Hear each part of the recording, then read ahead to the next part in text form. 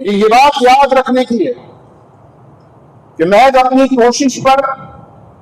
محض اپنے زور بازو پر، محض اپنی عقل اور خرد پر، اپنی صلاحیتوں اور قوتوں پر، اپنی پلاننگ اور منصوبوں پر بھروسہ کرنے والا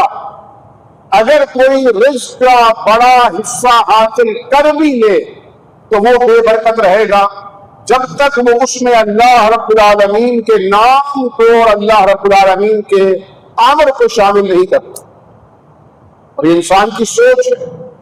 اسی کو انسان کا ارادہ اور اس کی نیت کہا جاتا ہے۔ اس لیے مومن کو یہ بتایا گیا کہ تمہاری کوشش اصل میں آخرت کے لیے ہونی چاہیے، جس میں نجات کا تم سے وعدہ نہیں کیا گیا۔ دنیا کے رزق کا جو معاملہ ہے اللہ رب العالمین نے اس کا وعدہ فرمایا ہے، اور میں لا نسألک رزقا، ہم تم سے رزق کا سوال نہیں کرتے، نحن نرزقکم، ہم تمہیں رزق دیں گے۔ تمہیں جس چیز کا حکم دیا گیا ہے وہ اللہ تعالیٰ کی عبادت اور اس کی بندگی، اور آپ یہ بھی جانتے ہیں کہ عبادت محض نماز پڑھنے کو نہیں کہتے، لیکن یہ بھی جانتے ہیں کہ نماز پڑھے بغیر عبادت کا کوئی تصور اللہ کے ہاں مقبول نہیں ہو سکتا۔